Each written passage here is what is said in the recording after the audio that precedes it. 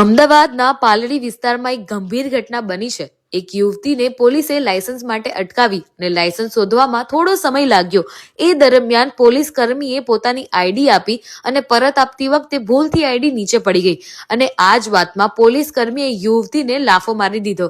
તેને આંખ પાસે ઈજા થઈ અને કાનમાં દુખાવો થયો।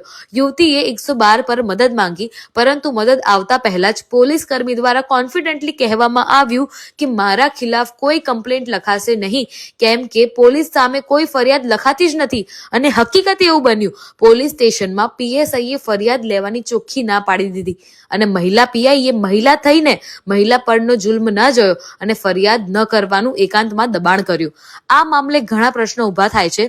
હવે સાંભળીએ કે પીડિત યુવતી પોતે શું કહે છે। હું ઓફિસથી આવતી હતી ઘર તરફ, તો ત્યાં આગળ અંજલિ સાઈડ સિગ્નલ ચાલુ હતું। સિગ્નલ જેવું ક્રોસ કરીને આગળ ગયા તો દીપ શાંતિ કોમ્પ્લેક્સ પાસે પોલીસવાળાએ અમને રોક્યા। જેવું પોલીસવાળાએ અમને રોક્યા, અમે સાઈડમાં ગાડી કરી દીધી કે હા અમને રોક્યા છે, તો ટુ વ્હીલર હતું સાઈડમાં કરી દીધું।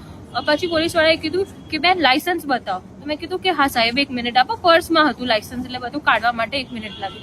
પછી તરત ને તરત બીજી મિનિટે ચિલ્લાવા લાગ્યા કે કેટલી વાર લાગે છે બેન, લાયસન્સ કાઢતા આટલી વાર હોય? તો મેં કીધું કે તમે પોલીસ છો ને, તમે શાંતિથી વાત કરો। તો એમને કીધું કે એટલે હું આટલો આક્રોશ જોઈને ડરી ગઈ કે પોલીસ આ રીતે વાત કરે છે। તો એમને કીધું જો મારું કાર્ડ, હું બી પોલીસ છું એવું કહીને એમને મને કાર્ડ આગળ કર્યું। તો મેં એમનું કાર્ડ જોયું, જેવું મેં કાર્ડ જોયું કે એ પોલીસ હતા, તો મેં કીધું હા સાહેબ હું તમને બતાવી દઉં, મારું લાયસન્સ પર્સમાં છે। એટલે મેં પછી એમને કાર્ડ પરત આપ્યું। તો જેવું હું પરત આપવા ગઈ ને એવું એમને કાર્ડ પકડવામાં કંઈક એ થયું, તો એમનાથી કાર્ડ પડી ગયું।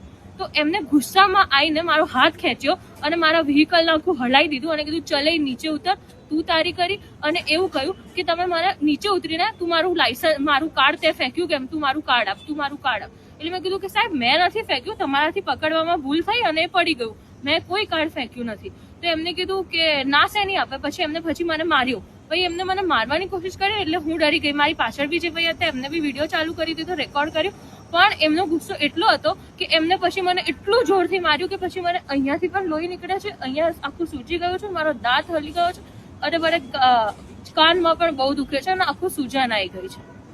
અને પછી અમે લોકો 112માં કોલ કર્યો કે પોલીસ હેલ્પ તો કરશે। જ્યાં સુધી 112 આવી નહીં ને ત્યાં સુધી એમને મને એવું ચોખ્ખું કહી દીધું હતું કે હું પોલીસ છું, પાલડી પોલીસ સ્ટેશનમાંથી જ છું, મારી કોઈ ફરિયાદ લખશે જ નહીં, પોલીસનો ક્યારે બી પક્ષ કરે જ નહીં। અને પછી એ લાકડી લેવા પણ ગયા, એમને લાકડી લઈને મારવાની પણ ધમકી આપી। એ વિડીયોમાં ખાસું દેખાય છે કે લાકડી તરફ દોડે છે, 2 જણ એમને પકડે છે, પણ એમનો આક્રોશ ઓછો થતો નથી મારવા માટેનો। અને પછી અમે લોકો 112માં ફોન કર્યો, તો પોલીસ આવે ત્યાં સુધી એમને ક્લિયર અમને કહી દીધું હતું કે પોલીસ સ્ટેશન મારા વિરુદ્ધ ફરિયાદ કોઈ લખશે નહીં, કોઈ પીએસઆઈ પીઆઈ એટલું નહીં કે મારા વિરુદ્ધ ફરિયાદ લખી શકે, પોલીસ વિરુદ્ધ ફરિયાદ ક્યારેય ના લખે। તો મેં કીધું ના પોલીસ છે તો એ જસ્ટિસ અપાવશે એવું કહીને તો બી અમે ફોન કર્યો પોલીસને। અમે અહીંયા આવ્યા, અમે 6:30 પોણા 7ના અહીંયા આવ્યા છે, પણ હજી સુધી અમારી કોઈ ફરિયાદ લખાઈ નથી। પીઆઈ સાહેબ એવું કહે છે, પીએસઆઈ સાહેબ બી ચોખ્ખી ના પાડી દીધી, એનો પણ વિડીયો છે, એમને ક્લિયર ના પાડી ક્રિશ્ચિયન સાહેબે કે અહીંયા હું ફરિયાદ નહીં લખી શકું પોલીસવાળાની। અહીંયા પીઆઈ મેડમે મને એકલી બોલાવીને બી ખખડાઈ કે પોલીસ દિવસ રાત મહેનત કરતી હોય છે, તમે સમાધાન કરી લો। એમને બહુ જ ખખડાયું કે દિવસમાં એમને તમારા જેવા કેટલા લોકો મળે, ક્યારેક આવું થઈ જાય, આવું ચોખ્ખું એ બેને જોરથી લડીને પણ મને ખખડાયું। અને પછી અમે અત્યારે હારીને અહીંયા બહાર ઊભા છીએ કે અમે પોલીસ અમારી મદદ કરે।